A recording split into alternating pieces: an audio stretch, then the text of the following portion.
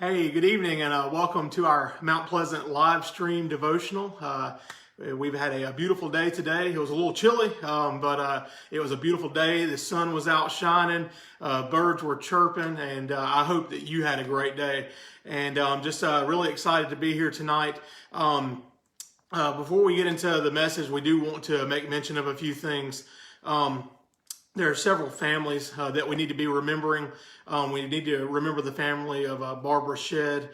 She passed away on Sunday afternoon, and I know a lot of our people that go to our church that worked with her are going to her viewing tonight. So we want to remember her friends and family. That's Sister Barbara Shedd. I knew Sister Barbara; she was a sweet lady, and so remember their family as they're going through her loss. So. We also want to remember the family of Sister Diane York. That's Sister Regina's mom, and we know that they're hurting right now, and that was kind of a shock. She passed away on Monday morning, so please remember that precious family. We love them so much, and they're a huge part of Mount Pleasant, and we hurt with them. We also want to remember the family of Brother Douglas Hammond, Bishop Douglas Hammond, and we want to remember his church as well, New Life Apostolic Church. Just a great man of God. I'm actually distantly kin to the Hammonds, so I am kin to Brother Douglas. And anytime that I got a chance to be around him or hear him preach, just an amazing man of God. And I tell you what, one thing about him that I appreciated so much and that I try to emulate is the fact that he was real. He was a genuine man of God. None of it was fake or anything like that. Just a great man. And I know that that family is hurting with his loss, and that church as well. And so we want to remember the Hammond family and the family of New Life Apostolic in Watkinsville, Georgia. So a great church. And if you've got any prayer requests that you want us to be praying for, please put them up in our comments. We'd love to be praying with you. Not only praying, but we'd love to be believing with you, because I believe that God is still in control, and He's got a plan for each and every one of us. And I know that we can read about all we want to, all the miracles that took place in the Bible. Well, you know what? They're still here. God's still doing the miraculous. And if you need a miracle tonight, don't be afraid to put it down there in the comments. Put it down there in faith and say, you know what? I know that God's going to work in this situation. Again, we would love to for you to put your prayer requests in those comments. We'd also love to see you in the comments engage in this message tonight. We'd love for you to share this on your page, share it with your family and friends. Give us a like. Let us know how you're doing. Let us know where you're watching from. If you're not watching from Oglethorpe County or the surrounding area, I'd love to see where you're from watching. So it's just an amazing blessing to know that we've got people out there following us and people out there praying for us and supporting for us. So with that said, I'll go ahead and get into the message tonight. I don't have a very lengthy message tonight, but it is something that's very important, and it's something that's it's been heavy on my heart, and it's something that I've always tried to do, and I guess it's kind of been part of my upbringing and my raising. So I want to talk to you a little bit tonight about Job, and I could go into, reading Job, and I would love for you to go read it for yourself, but I'll just, give you a little, quick synopsis, a little summary. Job, he lost so much. When Satan was, going to and fro in the earth, and he said, that there's, so much wicked going on in the earth, God said, have you considered my servant Job? And he said, well, you've got a hedge of protection around him. And so he asked God to move that hedge of protection. He said, I know if you move that hedge of protection around him, and I begin to touch different things in his life, that he will fall on his face. And God had so much confidence in Job. And I began to think about, as I read Job, and I read how much confidence that Job, that God had in Job, I hope that God has that same kind of confidence in me. I hope that He knows that my heart is so set on serving Him that, He's not worried about the devil touching me, because He knows that I'm not going to let it affect me. I'm not going to let it affect my faith, and I'm not going to let it affect the fact that I know that Jesus is in control of each and every part of my life. Things aren't always going to go my way.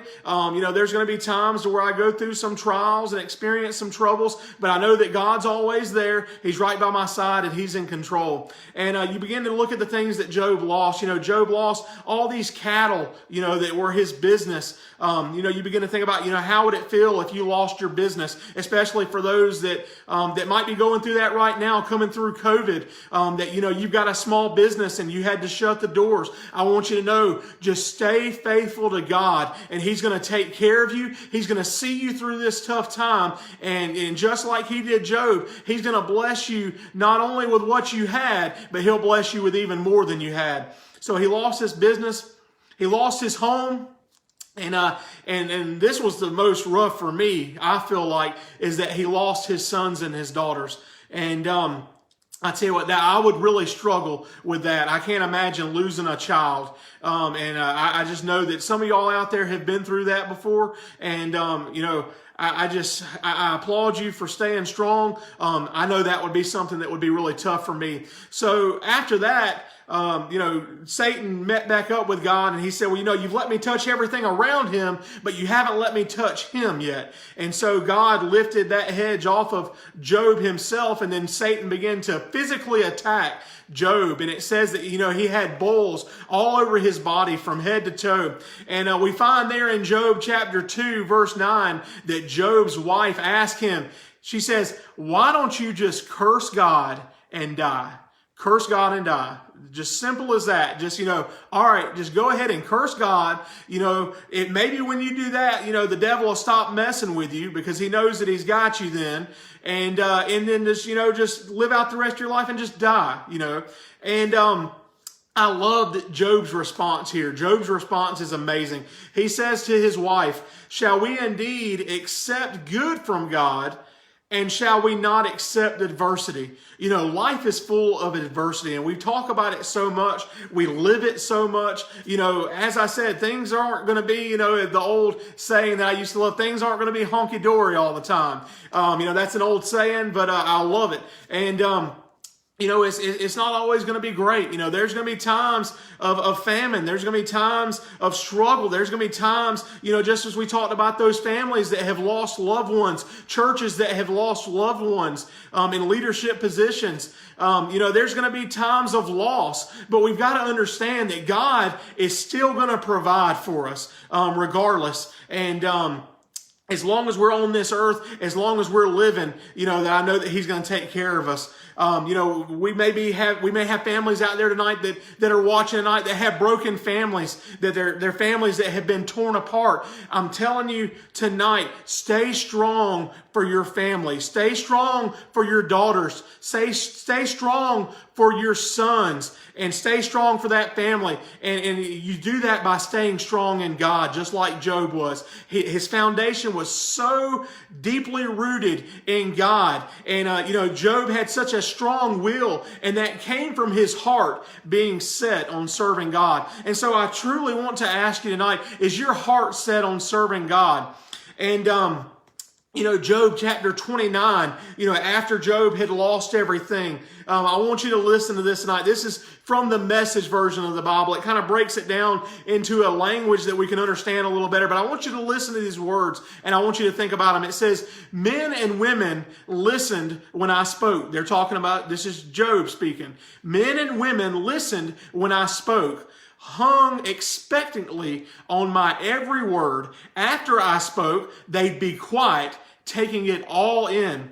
They welcomed my counsel like spring rain, drinking it all in.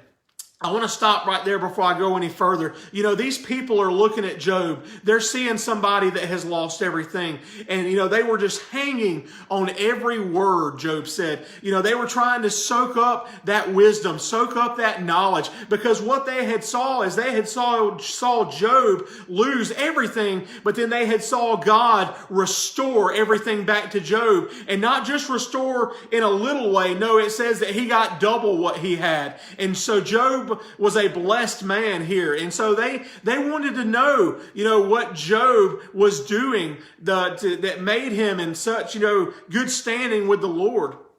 And so it says that they welcomed his counsel like spring rain. And I begin to think about spring rain. You know, when those spring rains come, you've got to have that spring rain if you're going to have growth. You know, the flowers are going to bloom and all this thing. But if you don't have any rain in the spring, there's not going to be any growth. If you want growth in your life, you know, there's going to be some times of rain. And you have to welcome those times of rain. There's going to have to be some storms. There's going to have to be, you know, some trouble that you go through. Because as I've said plenty of times, you know, if we didn't go through test, there wouldn't be any testimony. If you didn't go through any mess, there would be no message, because everything would just be great all the time, and we wouldn't feel as dependent on God as we need to be. And we definitely have to be dependent on God. I'm dependent on Him. I know that I am. I hope you are. But then I want to focus tonight's message on this next passage right here in Job chapter 29. It says, when I smiled at them, they could hardly believe it. Their faces lit up. Their troubles took wing. I was their leader, establishing the mood and setting the pace by which they lived. Where I led, they followed. I want you to know tonight that somebody out there is watching you. I don't know if it's a friend. I don't know if it's a coworker. I don't know if it's a child. Who knows? You know, it may be somebody in your church. Somebody is watching you. I hope you know that. And I love here that Job says, I smiled at them.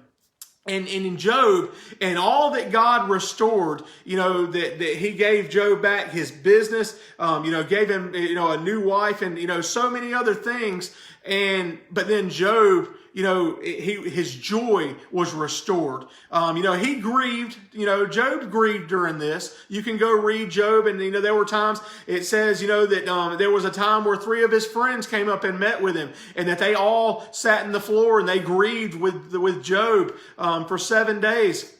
And so there was a time of grieving. You know, that's okay. And just like I said, if you haven't watched my message from Sunday morning, I encourage you to go watch it. And I talked about, you know, when Moses had passed away, right there in the last chapter of Deuteronomy, that it says that the people mourned and wept for him for 30 days. But then it says the weeping stopped. And you know what? That's what's got to happen. There's got to come a time that weeping stops and joy has to be restored again. And our joy is found in Jesus Christ. It's not hard to find. You know, so many times we try to find joy in so many other things in our life when we should just look back to God, because that's truly where our joy comes from, is through Jesus Christ. And it says that when they saw him smile, that they could hardly believe it.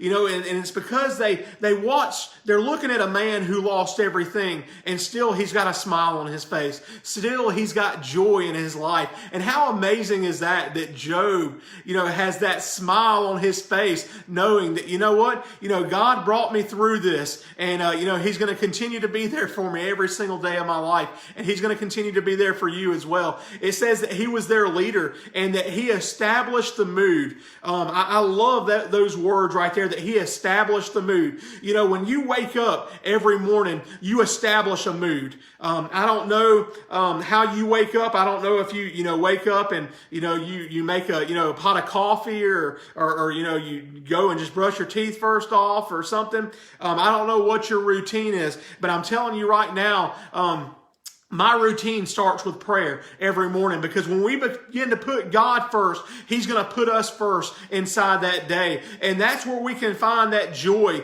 in the morning that, can get us through that day. We can put on a smile and we can go to work and we can set the mood. We can set the tone. Everything doesn't have to be negative all the time. We can put on a smile, because you know what? We're more than conquerors through Jesus Christ. And, He's got our best interest in heart. And it says that, where He led, they followed. And what a great leader. I can't think of any better leader to follow than Job. Somebody that was so, like I said, deeply rooted in a relationship with Jesus Christ, that he wouldn't let anything shake him. Think about how many things kind of rattle us and they shake us, and they can be like the tiniest of things that get us all flustered. And Job went through all this catastrophic things that just happened in his life, yet he still got a smile on his face. He's still an overcomer. He had a testimony, and he was ready to share it with people. I hope that you're ready to share your smile with somebody, and I hope you're ready to share your testimony.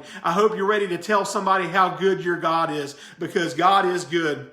Proverbs 15 and 13 in the English Standard Version, it says, "A glad heart makes a cheerful face, but by sorrow of heart, the spirit is crushed." I don't know about you tonight, but I don't want a crushed spirit.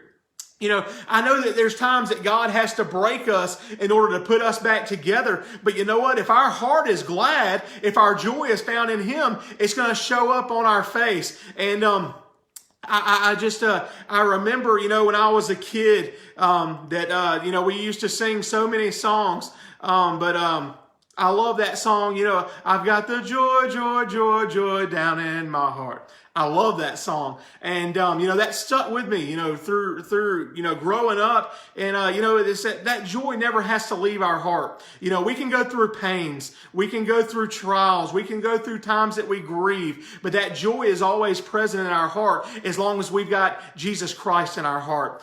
Proverbs, if you read down just a little bit, further in that chapter, Proverbs 15:30, it says, "A cheerful look brings joy to the heart.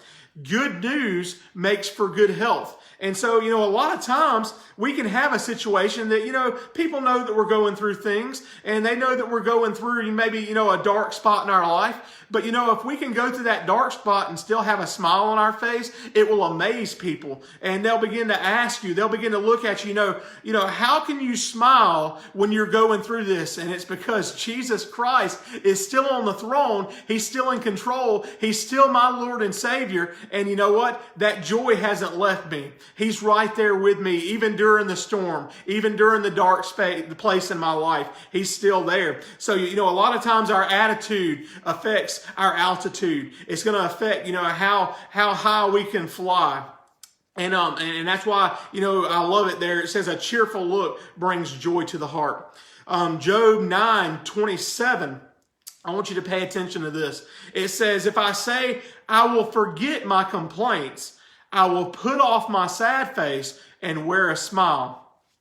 So many times we need to go somewhere else in our head. I've said it a couple weeks ago that, sometimes I feel like we need to kind of think in our mind, maybe I'm at a beach or something, and just, forget about all these worries in our life and have that beach mentality that you're out there and, your hair's, flowing in the breeze, and, the waves are crashing in, and it's just so relaxing. And, if you just begin to close your eyes and you begin to meditate and you begin to pray, God can take you to that state of mind, that state of relaxation, that state of comfort, that state of joy, and that state of happiness. And when you get in that state of happiness, that's when that smile is going to begin to come forth. One thing I was proud of, and I'm not trying to, say anything here. And when I was a senior, they had the senior superlatives. And one of the things that I got voted for as senior superlative was best smile. I don't know that I had the best smile or anything like that,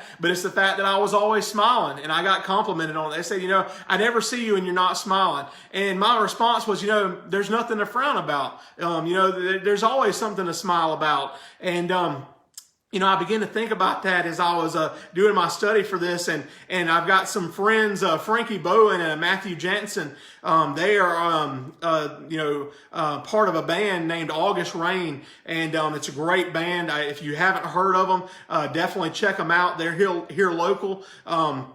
They've got a great song called "Smile," and I'll post a link in the comments for anybody who wants to check it out. They've got it on YouTube, and so you can go check that out if you want to. But I love the chorus of that song. It says, "When I think of all you've done for me, I smile a while." And you know what? If we just do that, if we begin to think about all that Jesus has brought us through, all He's brought us from, and all He's going to continue to bring us through, it should, allow a smile to come up on our face, and we shouldn't allow things to so easily defeat us. That's what I've been working on is, don't let one little bad thing ruin your day. If something bad happens, just take a moment, get still, pray about it, and just put a smile back on your face, and try and have a good attitude.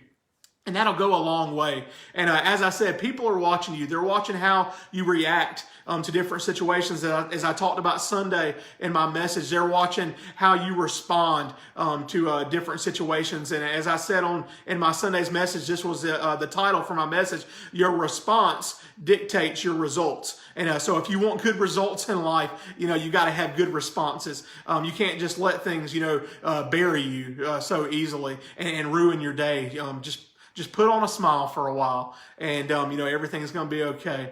So thank you so much for joining me tonight. I hope you've enjoyed this message. If you have enjoyed it, go hit the like button. Go let us know in the comments. Share it on your page with your family and friends. And let us know how you're doing. Well, we'd love to hear from you. And thank you for all your prayers and your support of our ministry here at Mount Pleasant. As I've said so many times, if you don't have a home church, we'd love to see you on Sunday mornings at 10 o'clock. And I'm excited because we've got a new children's program that we're working on right now that's going to be kicked off on Sunday morning. It's called Generations of Grace. And so if you got young children, hey, we'd love for them to come be a part. It is going to teach them the whole Bible and take them all the way from Genesis to Revelation. And it's so important that we educate our young people and educate them with the Word. They're going and getting an education, at school. You know what? They need some Sunday school as well.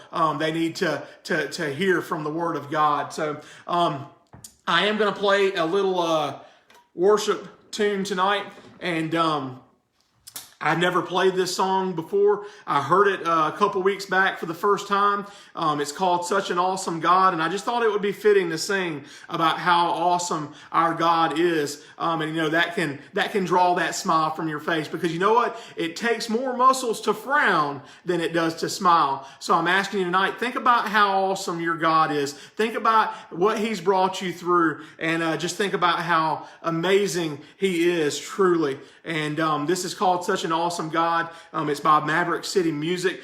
They sound a lot better doing it than I do. So if you want to go check it out, Maverick City Music, the song's called "Such an Awesome God." They do an amazing job. But y'all just worship with me, and hopefully I can get this right. So thank you.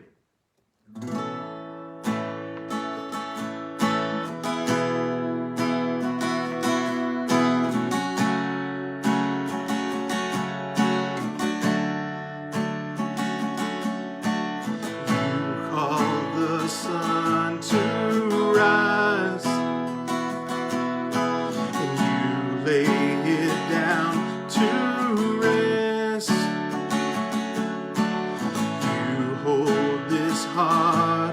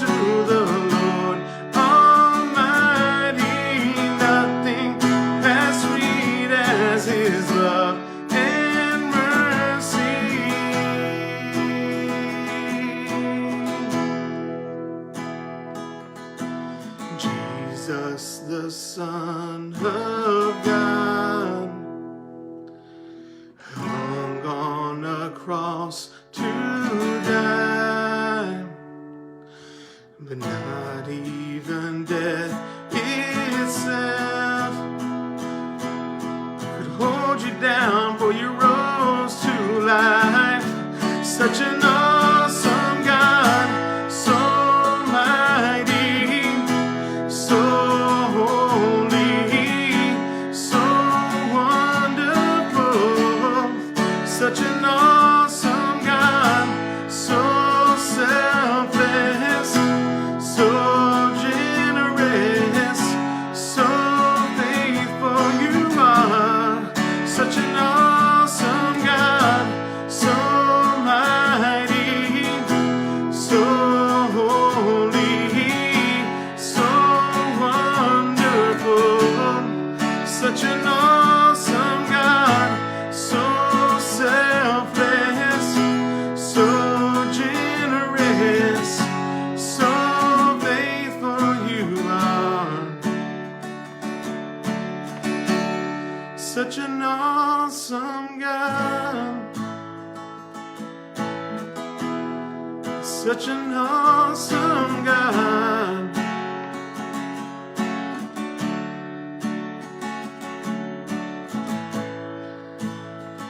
Amen. I hope you enjoyed this message tonight. Hope you enjoyed this time that we had together. As I said, if you enjoyed this, I hope you go share it on your page. Go give us a like. We'd love to see you in the comments. But I just love each and every one of you. Thank you so much for supporting us.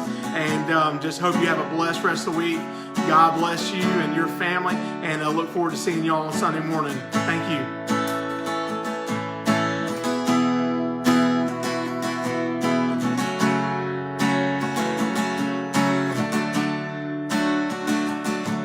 And nothing comes close to the Lord Almighty. Nothing as sweet as His love and mercy. Nothing comes close to the Lord Almighty. Nothing as sweet as His love and mercy. Such an awesome God, so mighty, so holy, so wonderful. Such an awesome God, so selfless, so generous, so faithful you are. Such an awesome God, such an awesome God.